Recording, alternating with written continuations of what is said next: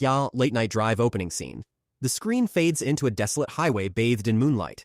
The hum of an engine is the only sound, paired with occasional distant chirps of crickets. A small sedan drives down the empty road. Narrator, voiceover. There's something eerie about late-night drives, isn't there?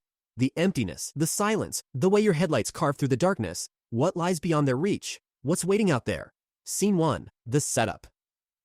The camera cuts inside the car. The driver, Chris, a 30-something man with a tired face, is sipping coffee from a travel mug.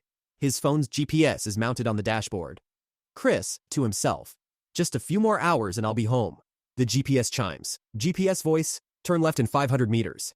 Chris frowns, glancing at the empty road around him. Chris. A shortcut, huh? Well, can't hurt. He turns onto a narrower, more desolate road. The trees close in around him, their shadows clawing at the edges of the headlights. Narrator, voiceover. But sometimes, shortcuts take you to places you're not meant to go. Scene 2. The first sign. The car speeds along. The dashboard clock shows 2:13 a.m. Suddenly, the radio crackles to life, static filling the car. Chris glances at it, confused. Chris, what the hell? He turns the radio off. A beat. Then, a faint sound comes from the back seat, like someone whispering.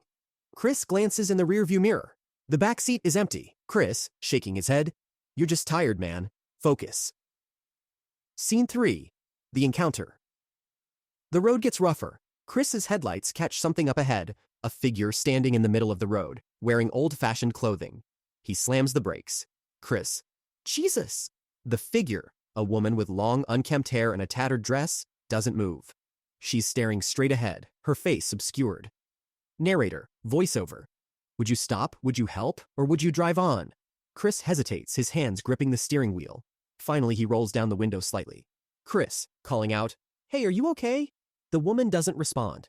Slowly, she raises her hand and points behind the car. Chris's breath catches. He glances in the rearview mirror again. For a moment, he sees another figure standing on the road behind him, a shadowy silhouette. When he turns around to look directly, there's no one there. Chris, muttering, Nope, not tonight. He presses on the gas and swerves around the woman. As he speeds away, she vanishes in the rearview mirror. Scene 4. The chase. The car's headlights flicker, the engine sputters. Chris curses, hitting the steering wheel. Chris, come on, don't do this now. The radio bursts back to life. This time, it's a chilling voice, whispering his name. Radio voice. Chris, don't look back. Chris's face drains of color. His hands tremble as he grips the wheel tighter. Something thuds against the roof of the car, then another thud, and another. Chris, yelling, What do you want?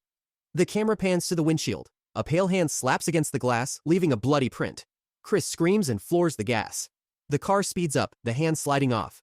Scene 5. The resolution.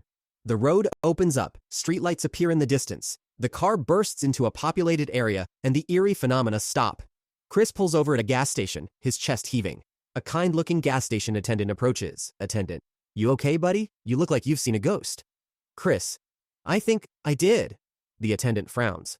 Attendant, you didn't take that old forest road, did you? Locals say it's haunted. Too many accidents there over the years. People see things. Chris stares at him, speechless. The camera pans to the car's roof, revealing deep scratches and handprints. The screen fades to black. Narrator, voiceover. Sometimes the road less traveled should stay that way. End scene. The sound of the engine cutting off is replaced by silence. Text appears on the screen. Inspired by true events. Have you ever experienced something unexplainable? Share your story in the comments.